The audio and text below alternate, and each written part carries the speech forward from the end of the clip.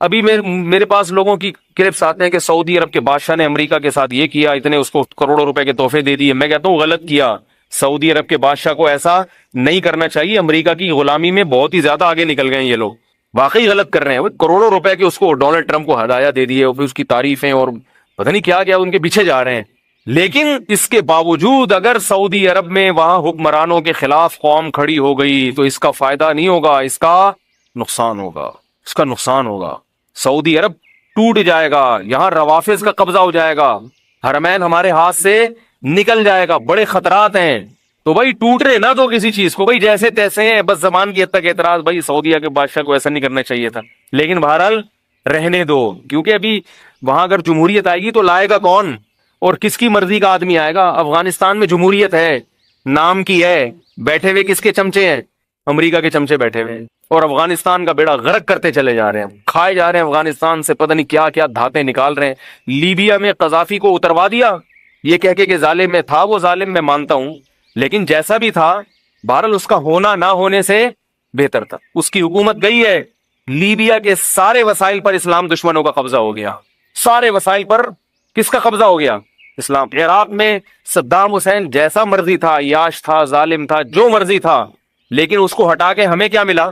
کیا خلافت قائم ہو گئی وہاں پہ؟ بولو بھائی. سارے وسائل کس کے قبضے میں؟ اسلام دشمنوں کے قبضے میں. وہ تیل کے کنویں بھر بھر کے لے رہے ہیں، اتنا انہوں نے تیل جمع کر لیا، موجہ ہی موجہ، اور ہم یہاں بیٹھے ہوئے ہیں. او بھائی جو تو حکمرانوں کے خلاف عوام کو ایسا کر دینا کہ وہ تلوار لے کے ان کے خلاف کھڑے ہو جائیں. ہاں زبان سے جہاد ضروری ہے، ان کی غلط پالیسیوں پہ ان کو ٹوکنا کہ یہ غلط ہو رہا ہے، یہ صحیح ہو رہا ہے، یہ تو ضروری ہے، کیونکہ یہ ورنہ یہ بالکل ہی آؤٹ آف کنٹرول ہو جائیں گے. لیکن ان کے خلاف اگر لڑو گے تو نتیجہ کیا نکلے گا؟ تمہاری رہی صحیح قوت بھی ختم ہو جائے گی. تو نہ لڑو، محبت میں پیدا کرو گھروں میں بھی. تو نبی صلی اللہ علیہ وسلم نے فرمایا ان دونوں کو عذاب کیوں ہو رہا ہے؟ کبیرہ گناہ کی وجہ سے. ایک پیشاب کی چھینٹوں سے نہیں بچتے تھے اور دوسرے چغلیاں. اور پھر آپ صلی اللہ علیہ وسلم نے شاخ رکھی ہری، فرمایا جب تک یہ ہری ہے لعلہ یخفف عنہما، شاید ان پر عذاب کم ہو جائے. تو اب یہاں ایک بات ہے، یہ یاد رکھو، قبروں پہ ہری شاخیں لگانا جائز نہیں ہے. یہ نبی کی خصوصیت تھی، کیونکہ کسی صحابی سے یہ ثابت نہیں ہے کہ انہوں نے قبر پہ درخت لگایا ہو یا شاخ لگائی ہو. تو یہ غلط ہے، لوگ قبروں پہ درخت لگا دیتے ہیں. درخت لگائیں گلی محلے میں جہاں پبلک ہوتی ہے. مردے پبلک کے حکم سے خارج ہو گئے ہیں. آپ کہیں گے وہاں بھی تو بہت زیادہ پبلک ہے، لیکن ان بیچاروں کو درختوں سے کوئی فائدہ نہیں ہوتا، وہ تو خود درخت کی کھاد بن جاتے ہیں بیچارے. تو جڑیں قبروں میں چلی جاتی ہیں تو ان کو کوئی فائدہ نہیں ہے. بلکہ اور یہ قبرستان میں درخت لگانے کا ایک نقصان یہ ہوتا ہے کہ سارے ہیروئن کی چرسیوں کو وہاں چھپنے کی جگہ مل، سارے زانی وہاں پہنچ جاتے ہیں، سارے عامل اور جادوگر وہاں پہنچ جاتے ہیں. تو اب آپ جا کے دیکھو یہ اتنے گھنے قبرستان ہیں کہ اس میں مردوں کو تو کوئی فائدہ نہیں ہو رہا. مردہ تو قبر کے اندر ہے نا، اس کو تو ایئر کنڈیشن بھی لگا دو بیچارہ، اس کے لیے تو یہ دنیا ختم ہو گئی اس کا. بلکہ مردوں کو نحوست ہو رہی ہوگی ان کی، جو وہاں پر جو غلط حرکتیں ہو رہی ہیں اس کی نحوست شاید مردوں کو نقصان نہ پہنچا رہی ہو. تو اس لیے درخت لگاؤ، زندوں کو ضرورت ہے بھائی درختوں کی، مردوں کو درختوں کی ضرورت بولو بھائی نہیں ہے.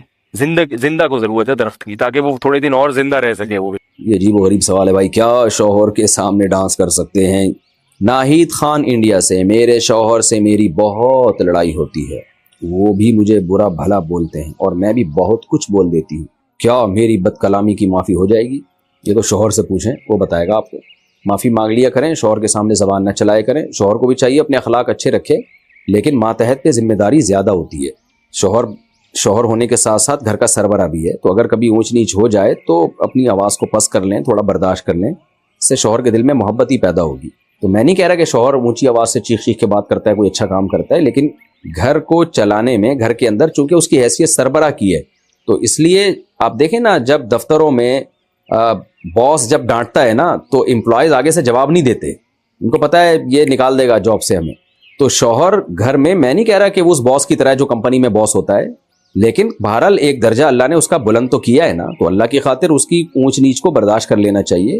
اور میں نے دیکھا ہے جو خواتین شوہر کے غصے کو برداشت کر لیں، تھوڑی دیر کی ٹینشن ہوتی ہے لیکن اس سے بہت سارے فائدے حاصل ہوتے ہیں، گھر ٹوٹنے سے بچتے ہیں، بہت سارے بینیفٹس، بہت سارے فائدے شوہر سے ان کو مل جاتے ہیں. شوہر کو شریعت نے یہی حکم دیا ہے کہ تم میں سب سے اچھا وہ ہے جو جس کے اخلاق اپنی زوجہ کے ساتھ اچھے ہیں، لیکن عورت کو شریعت نے یہ حکم دیا ہے کہ اگر شوہر کی طرف سے اونچ نیچ ہو جائے تو عورت کو چاہیے وہ حتی الامکان برداشت کرے.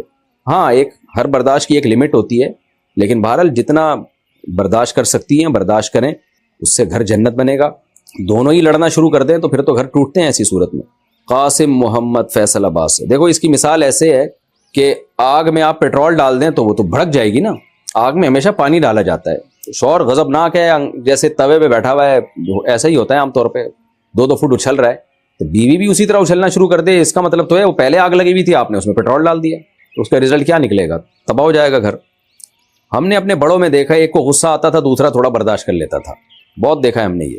شوہر کو پتا ہے بیوی بہت تپی ہوئی آج، تو تھوڑا سا میں برداشت کر لوں، بیوی کو پتا ہوتا ہے آج میرے میاں کا میٹر شارٹ ہے تو تھوڑا سا آج میں اپنی زبان پہ کنٹرول کر لوں، تو کنٹرولنگ سسٹم ہی ختم ہو رہا ہے۔ اور یہ ڈرامے فلمیں میڈیا نے برباد کیے، زیادہ تر فلموں میں چیخ چیخ کے، ڈراموں میں چیخ چیخ کے جب دکھاتے نا شٹ اپ، یہ کرو وہ کرو اور دفع ہو جاؤ، تو یہی چیزیں ماشاءاللہ گھر میں چلیں گی۔ پھر یہ سب چیزیں ہمارے لاشعور پہ اثر کرتی ہیں، اور انسان لاشعوری طور پر انہی چیزوں کو اختیار کرنا شروع کر دیتا ہے۔ بہرحال عورت کے لیے شوہر کا بہت بڑا حق ہے، نبی نے فرمایا جس عورت کا شوہر راضی نہیں ہے وہ عورت جنت میں نہیں جا سکتی، اور یہ اس شوہر کے بارے میں جو بیسک حقوق پورے کر رہا ہو، بیسک حقوق، اونچ نیچ تھوڑی بہت ہر گھر میں ہوتی ہے۔ اچھا بھائی، روزیہ بی میانمار سے یعنی برما سے انہوں نے سوال پوچھا ہے، کیا لڑکیاں اپنے بالوں کو مشین سے سیدھا کر سکتی ہیں؟ جی بالکل سیدھا کر سکتی ہیں، کوئی حرج نہیں ہے اس میں۔ جن کے سیدھے بال ہیں وہ مشین سے ٹیڑھا بھی کر سکتی ہیں۔ عجیب فیشن ہے، جن کے خواتین کے سیدھے بال ہوتے ہیں وہ مشین کے ذریعے ان کو گھنگریالے بنا رہی ہوتی ہیں، جن کے گھنگریالے ہوتے ہیں وہ سیدھا کر رہی ہوتی ہیں ان بالوں کو، خیر جیسے اچھا لگے۔ ممبئی انڈیا سے، میں اپنی خالہ کی بیٹی کو پسند کرتا ہوں اور وہ بھی مجھے پسند کرتی ہے، کیا ہم دونوں واٹس ایپ پر بات کر سکتے ہیں؟ شریعت میں اس کا کیا حکم ہے؟ اگر پسند نہ کرتے ہوتے نا تو وہ ضرورت کی بات کی گنجائش ہوتی، چونکہ پسند کرتے ہیں اس لیے بالکل گنجائش نہیں بات چیت کرنے کی۔ آپ نکاح کر لیں، اس سے نکاح ہو جائے پھر آپ بات چیت کریں، نکاح نہیں ہے تو آپ کے لیے نامحرم ہے اور فتنے کا شدید خطرہ ہے اس میں، آپ کی ڈیزائرز اس کے لیے، اس کی خواہشات آپ کے لیے، تو یہی تو غیر محرم سے جائز نہیں ہے، ایسا رشتہ آپ کے لیے جائز نہیں ہے واٹس ایپ پہ اس سے بات چیت کرنا، یہ پیکیج آپ کے لیے تو ہے ہی نہیں۔ ویسے تو کسی کے لیے بھی نہیں ہے اپنی خالہ زاد بہن سے بے تکلف ہونا، کیونکہ وہ سگی بہن نہیں ہوتی، لیکن بہرحال ضرورت کے وقت بات کرنی پڑ جاتی ہے بعض دفعہ۔ لیکن آپ کا تو کیونکہ ایک دوسرے کی طرف میلان ہے، آپ کے لیے تو ضرورت کے وقت بھی بات صحیح نہیں ہے، بلکہ کسی کے ذریعے سے کوئی بہت ضروری بات بھی ہو تو کسی ذریعے سے پیغام دلوائیں آپ، کہ آپ کے خراب ہونے کا بہت خطرہ ہے، بہت خطرہ۔ اویس صاحب کشمیر سے کہتے ہیں، کیا شادی سے پہلے لڑکا اور لڑکی کے نام کا جوڑ دیکھنا ضروری ہے؟ نام کا کوئی جوڑ ووڑ نہیں ہوتا، بعض دفعہ چنگیز خان کی بیٹی کی شادی ہو رہی ہوتی ہے بزدل خان کے بیٹے سے، اور شوہر کا نام چنگیز خان ہوتا ہے، بیوی کا نام اچھا وہ ہوتا چنگیز خان ہے، اور پرسنالٹی اس کی ایسی ہوتی ہے کہ گیروں والی پرسنالٹی ہو سکتی ہے اس کی، تو نام سے کو زیادہ وہ لفٹ نہ کرایا کریں۔ اور یہ جو ناموں کے جوڑ نکال کے دیکھ رہے ہوتے ہیں، یہ شادی اس کی میچنگ کی ہے، یہ سب بیکار باتیں ہیں، توہم پرستی ہے جس سے نبی صلی اللہ علیہ وسلم نے روکا ہے۔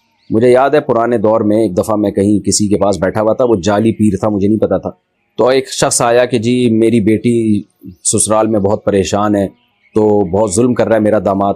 تو اس جعلی پیر نے کہا کہ تمہیں میں نے بتایا تھا کہ دونوں کے پتھر ملتے نہیں ہیں، اس کے پتھر الگ ہے، اس کا پتھر الگ ہے، پتہ نہیں کیا نکالا ہوا تھا، تو میں نے تو پہلے ہی کہہ دیا تھا یہ جوڑ کی شادی نہیں ہے۔ تو یہ پھینکو ہوتے ہیں، بہت سے گھروں میں لڑائیاں ہوتی ہیں، بہت سے گھروں میں نہیں ہوتی، اس کا پتھر سے کوئی تعلق نہیں ہے۔ تو وہ آدمی ایسا عقیدت میں پاگل ہوا جا رہا تھا نا اس پیر کے، کہ یار پیر صاحب نے تو بتایا تھا کہ پتھر دونوں کے میچ نہیں کرتے، تو پیر صاحب پھینکو تھا ایک نمبر کا، اور اپنی بیوی کمبخت کی لڑکے گئی ہوئی تھی۔ تو ایسے لوگوں کی نا اکثر یہی ہوتا ہے، اپنی بیویاں لڑکے گئی ہوئی ہوتی ہیں، تو یہ جہالت کی چیزیں ہیں جس کو اسلام نے ختم کیا ہے۔ تبھی تو ہمیں بتایا گیا کہ جو کاہن کے پاس آئے، نجومی کے پاس آئے، جو اس طرح کی باتیں کرتے ہیں ستاروں اتاروں کی، تو اس نے اللہ اور اس کے رسول صلی اللہ علیہ وسلم کا انکار کیا، قرآن کا انکار کیا۔ حدیث کا مفہوم پیش کر رہا ہوں اپنے الفاظ میں، کیونکہ قرآن کہتا ہے غیب کا علم اللہ کے سوا کسی کو نہیں ہے، تو پتھروں سے کچھ نہیں پتہ چلتا، نہ ناموں سے پتہ چلتا ہے کہ یہ جوڑ ہے یا بے جوڑ ہے، عادتوں سے پتہ چلتا ہے، خاندان سے پتہ چلتا ہے۔ لہذا عادت کو، خاندان کو، فیملی کو، ان چیزوں کو فوکس کرنا چاہیے کہ خاندانی لوگ ہیں یا نہیں ہیں۔ خاندانی کی غیر خاندانی میں شادی ہو جائے تو بھی عذاب ہے، غیر خاندانی کی غیر خاندانی میں ہو جائے پھر چل جاتا ہے، دونوں ایک ہی جیسے ہوتے ہیں، دونوں ایک نمبر کے بدتمیز ہوتے ہیں تو گاڑی چل جاتی ہے۔ مسئلہ یہ بھی ہوتا ہے ایک اچھے خاندان کا اور ایک جو ہے وہ عجیب سے لوگ ہوں تو پھر مسائل کھڑے ہوتے ہیں، وہ ایڈجسٹمنٹ ہی نہیں ہوتی۔ اچھا میرے بھائی، یہ عجیب و غریب سوال ہے بھائی، کیا شوہر کے سامنے ڈانس کر سکتے ہیں؟ دیکھو میاں بیوی کا آپس میں کوئی پردہ نہیں ہے، ایک دوسرے سے جس طرح سے چاہیں لطف اندوز ہو سکتے ہیں۔ شریعت نے کچھ پابندیاں لگائی ہیں میاں بیوی پہ، وہ بہت دفعہ میں بتا چکا ہوں، وہ شریعت سے ثابت ہیں اور وہ اجماعی مسائل ہیں۔ ان کو دوبارہ تذکرہ کرنے کی ضرورت نہیں ہے. تو جب میاں بیوی ایک دوسرے سے ہر طرح سے لطف اندوز ہو سکتے ہیں تو میاں بیوی کا معاملہ ہے، جو چاہیں کریں بھائی. بعض علماء اسے ناجائز کہتے ہیں بیوی کا شوہر کے سامنے ڈانس کرنا، لیکن اس کے ناجائز ہونے کی کوئی دلیل نہیں ہے. تو بعض بڑے متدین علماء سے میں نے یہ مسئلہ سنا ہے، وہ کہتے ہیں کہ اس کے ناجائز ہونے کی کوئی دلیل نہیں ہے. تو بعض دفعہ ٹھیک ہے، جو علماء ہیں، مشائخ ہیں، ان کا ایک مقام ہوتا ہے، مرتبہ ہوتا ہے، ان کو اپنی بیوی پہ بھی یہ چیز پسند نہیں ہے کہ وہ ہمارے سامنے ڈانس کرے. لیکن یہ کہ ظاہر ہے شریعت پر آپ اپنے مزاج کو نہیں داخل کر سکتے. ایک حیا ہونا ایک الگ چیز ہے، میاں بیوی کے مزاج میں حیا غالب ہو تو حیا تو جتنی زیادہ ہو شریعت اس کو پروموٹ کرتی ہے. لیکن شریعت نے ہمیں یہ بھی بتایا ہے کہ میاں بیوی کا ایک دوسرے سے پردہ نہیں ہے، وہ ایک دوسرے سے کسی بھی طرح سے جائز حدود کے اندر لطف اندوز ہو سکتے ہیں. تو اس عمل کے ناجائز ہونے کی کوئی دلیل نہیں ہے. باقی کسی کی طبیعت میں حیا کا بہت زیادہ غلبہ ہو تو اچھی بات ہے، حیا جتنی زیادہ ہو اتنا اچھا ہے بھائی. حسان امیتھی، قضا نماز میں کتنی رکعتیں پڑھنی چاہیے؟ 5 قضا نمازیں پڑھنے کا صحیح طریقہ بتا دے. بھائی قضا نماز میں اتنی ہی پڑھنی چاہیے جتنی ادا نماز میں، البتہ سنت موقدہ چھوڑ دیں، صرف فرض پڑھیں اور وطر بھی پڑھیں کیونکہ وہ واجب ہیں، حدیث سے اس کا لازم ہونا ثابت ہے. ان اللہ زادکم صلاۃ الا وہی الوتر، صحیح حدیث ہے. اللہ نے ایک اور نماز کا اضافہ کر دیا، وہ وطر ہے. من لم یوتر فلیس منا، جو وطر نہیں پڑھتا وہ ہم میں سے نہیں ہے. تو اس لیے دو رکعت فجر کی. ہاں جو نمازیں سفر میں قضا ہوئی ہیں اگر ان کو آپ اپنے مقام پہ پڑھیں گے تو وہ 2 رکعتیں ہی رہیں گی، وہ 4 نہیں ہو جائیں گی. اور جو نمازیں آپ کی مقام پہ قضا ہوئی ہیں وہ اگر سفر میں قضا پڑھیں گے تو 4 رکعتیں ہی پڑھیں گے آپ اس میں. مرچی کا پودا لگانا کیسا ہے؟ اور شریعت میں کیکٹس کا پودا لگانے میں کوئی برائی تو نہیں؟ کیکٹس میں نے نیٹ پہ دیکھا تو کانٹوں دار ایک پودا ہے، تو کوئی برائی نہیں بھائی. ہاں کسی کو کانٹے چبونے کی نیت سے لگائیں تو ایک الگ بات ہے، پودا کوئی بھی لگایا جا سکتا ہے. اب باقی مرچی کا پودا لگانا اگر غلط ہے تو میرا تو کھانے کا ٹیسٹ ہی ختم کر دیا آپ نے. کھانے میں تو ہری مرچیں بہت کھاتا ہوں بھائی. جب دعوت میں جاتا ہوں لوگ میرے سامنے ہری مرچیں لا کے رکھ دیتے ہیں، اور سالن میں پکی ہوئی ہری مرچیں الگ سے میں تلاش کر رہا ہوں، ان میں زیادہ ٹیسٹ ہوتا ہے. تو اگر پودا لگانا ہی ناجائز ہو گیا تو ہماری آپ نے زندگی کی خوشیاں چھین لی میرے بھائی. تو جائز ہے، کوئی حرج نہیں. میرا خیال ہے آپ کا مقصد یہ ہے کہ شاید کھیتوں میں تو صحیح ہو، گھر کے اندر مرچی کا پودا لگائیں گے تو ایسا نہ ہو سب کو مرچیں لگ جائیں. پودا لگانے سے مرچیں نہیں لگتی، مرچ کھانے سے مرچیں لگتی ہیں. تو اگر کوئی میری طرح کچی مرچیں کھانا شروع کر دے اور اس کو عادت نہ ہو، میری طرح عادت نہ ہو، تو پھر اس کو مرچیں لگیں گی اور پھر وہ ٹینشن دے گا. تو مرچ کا پودا لگائیں، آرگینک چیزیں کھائیں، لیکن جس کو مرچوں کی عادت نہیں ہے اس کو اچانک ہری مرچ کچی نہ کھلا دیں آپ، تو اس سے پھر اس کو مرچیں لگیں گی اور پھر وہ دوسروں کو بھی مرچیں لگائے گا. اچھا میرے بھائی، نائٹس کمپنی میں جاب کرنا حلال ہے یا حرام؟ نائٹس یہ کیا ہے بھائی؟ نائٹ شفٹ شاید مراد ہوگا، یعنی نائٹ ڈیوٹی جو کرتے ہیں. جائز ہے، کام حلال ہے تو جائز ہے. جاوید صاحب دہلی سے، انڈیا سے، میں جیسے ہی استنجا کرتا ہوں تو فوراً پیشاب کا قطرہ آ جاتا ہے، پھر دوبارہ استنجا کرنے کے بعد بھی ہلکا پھلکا قطرہ آ جاتا ہے، تو میں اس صورت میں کیا کروں؟ کیا نماز ادا ہو جائے گی؟ دیکھیں میرا ایک کلپ موجود ہے تفصیل سے، وہ آپ دیکھ لیں کہ جن کو بار بار پیشاب کا قطرہ آتا ہو وہ وضو کیسے کریں. نیٹ پہ لکھیں گے نا، یہ آ جائے گا، میرا نام لکھ کے سرچ کریں گے آ جائے گا، وہ کلپ آپ دوبارہ دیکھ لیں. محمد سہیل انڈیا سے، شیئر مارکیٹ میں پیسہ لگانا جائز ہے یا نہیں؟ جائز ہے، اس شرط کے ساتھ کہ جس کمپنی کے شیئر آپ خرید رہے ہیں وہ کمپنی جائز چیزوں کو خریدتی اور بیچتی ہو. جیسے شراب کی کمپنی ہے، اس کے شیئر خریدنا جائز نہیں ہے. سودی بینکوں کی کمپنی کے شیئر خریدنا جائز نہیں ہے. تو اس طرح کی کوئی بھی کمپنی جن کا کام ہی حرام ہے ان کے شیئر خریدنا جائز نہیں ہے، باقی ان کے جائز ہے. اچھا اس میں ایک بات یہ بھی ہے، بعض کمپنیاں جب وجود میں آتی ہیں تو ان کے پاس ایسٹس نہیں ہوتے، صرف لوگوں کی رقمیں ہی ابھی جمع ہوئی ہوتی ہیں. تو ایسی کمپنی کا اگر شیئر خریدا تو پھر اس فیس ویلیو پہ تو آپ بیچ سکتے ہیں، پروفٹ کے ساتھ نہیں بیچ سکتے، کیونکہ اس شیئر کے پیچھے، اس حصے کے پیچھے کوئی ایسٹ ہوتے نہیں ہیں، صرف رقم ہی ہوتی ہے. تو وہ شیئر بیچنا اصل میں وہ رقم کو رقم کے بدلے میں بیچنا کہلائے گا. اور شریعت کا حکم یہ ہے کہ جب آپ کرنسی کو اسی جنس کی کرنسی میں بیچیں، جیسے پاکستانی روپیے کو پاکستانی روپے میں بیچیں، ڈالر کو ڈالر کے بدلے میں، تو برابری ضروری ہے، پھر اس میں کمی بیشی جائز نہیں ہے. اور اگر اس کمپنی کے ایسٹس ہیں، جیسے عام طور پہ کمپنیوں کے ہوتے ہیں، وجود میں آ گئی ہے، اس کے پیچھے یعنی کچھ چیزوں کی خرید و فروخت کر رہی ہے، پھر شیئر کو آپ نفع اور نقصان پہ بیچ سکتے ہیں، لیکن شیئر پہ قبضہ ہونے کے بعد، یعنی وہ آپ کے نام ٹرانسفر ہو جائے. اور اس میں بھی اسپاٹ سیل ہوگا، اس میں آپ فیوچر سیل، فارورڈ سیل یہ جائز نہیں ہے. کیا بغیر وضو کے موبائل میں قرآن شریف پڑھ سکتے ہیں؟ جی. اظہر صاحب عمر کوٹ سے، کیا امام کے پیچھے سمیع اللہ لمن حمیدہ کہہ سکتے ہیں؟ کسی نے کہہ دیا تو گناہ نہیں ہے، لیکن خلاف سنت ہے. امام کہے گا سمیع اللہ لمن حمیدہ، آپ صرف یہ کہیں گے ربنا لک الحمد یا ربنا لک الحمد حمدا کثیرا طیبا مبارکا فی، یہ بھی کہہ سکتے ہیں۔ زوجہ منصور، کیا بخاری شریف کو حیض یا نفاس کی حالت میں پڑھا یا ہاتھ لگایا جا سکتا ہے؟ جی جا سکتا ہے۔ احتیاط، اگر کوئی بہت زیادہ حدیث کا ادب کرے تو بہت اچھی بات ہے، لیکن بہرحال جائز ہے۔ کیا حافظ قرآن پینٹ شرٹ پہن سکتا ہے؟ آج کل تو مارکیٹ میں بہت، ہمارے بچپن میں ایک حافظ قرآن تھا، پہلے رواج ہی نہیں تھا کوئی حافظ قرآن پینٹ بھی پہنے، وہ اسنوکر کھیلتا، ڈبو کھیلتا اور پھر پینٹ شرٹ بھی پہنتا، تو اس کو لوگ ڈسکو ملا کہتے تھے۔ تو دیکھیں، علماء کا لباس ہمیشہ سے ڈھیلا ڈھالا رہا ہے۔ سعودی عرب میں آپ جائیں، وہاں کے علماء جبہ پہنتے ہیں، مسقط کے علماء خاص قسم کی عبایا جبہ ہے، بڑا خوبصورت ہوتا ہے۔ قطر میں، پوری دنیا میں ایسا ہی ہے۔ تو یہاں پاکستان میں علماء مشائخ اکثر شلوار قمیض پہنتے ہیں، کلیوں والا کرتا پہنتے ہیں۔ تو لباس اپنے کلچر والا ہی پہننا چاہیے، اور وہ لباس جو علماء صلحاء میں رائج ہو۔ باقی پینٹ شرٹ پہننا بھی جائز ہے، ناجائز نہیں ہے، لیکن افضل یہی ہے کہ آپ ڈھیلا ڈھالا لباس پہنے جو علماء صلحاء کا عام طور پر لباس دنیا میں رائج ہے۔ احمد صاحب انڈیا سے، اگر بتی پر دم کر کے پڑھنا کیسا ہے؟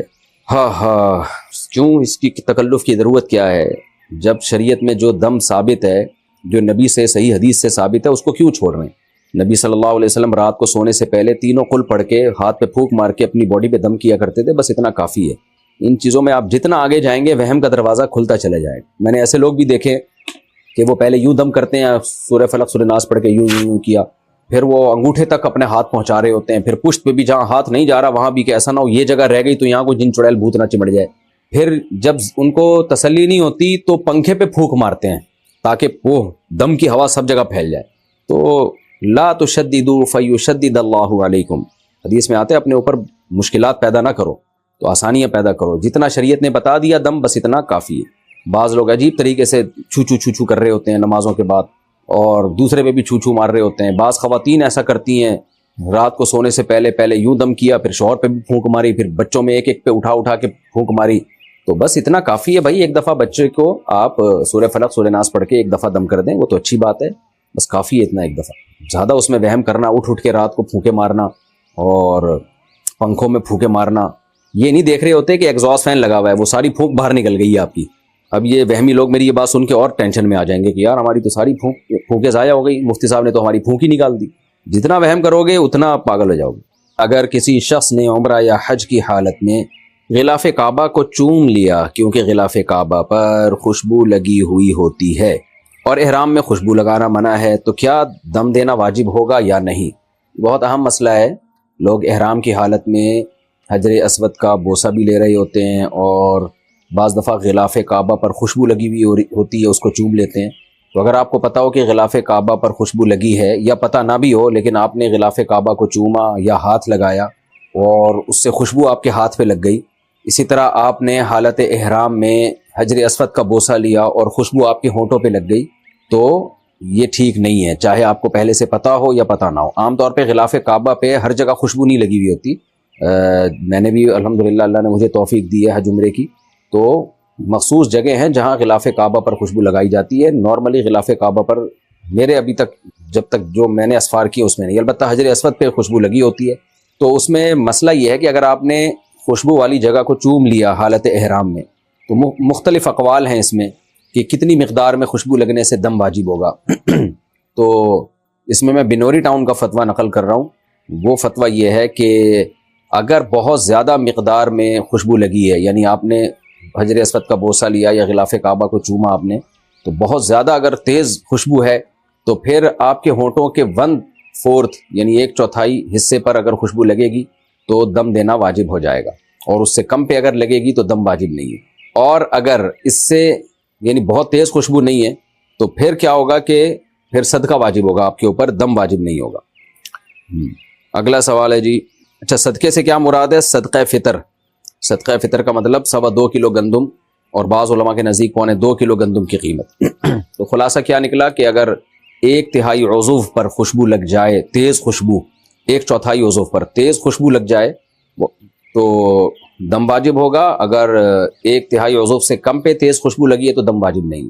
اور اگر خوشبو ہلکی ہے، عام طور پر میرا خیال ہے ہلکی خوشبو ہی ہوتی ہے، ایسی نہیں ہوتی کہ آپ نے حجر اسود کو بوسہ دیا تو آپ کے ہونٹ سے بہت تیز خوشبو آنے لگے، تو پھر پورے ہونٹوں پہ جب تک وہ نہیں لگے گی اس وقت تک دم واجب نہیں ہوگا، یا پورے ہاتھ پہ جب تک نہیں لگے گی دم واجب نہیں ہوگا۔ تو ایسی صورت میں صدقہ واجب ہے۔ صدقہ کا مطلب 2.25 کلو گندم یا 4.5 کلو کھجور وغیرہ کے بقدر جو ہے آپ ریال صدقہ کر دیں۔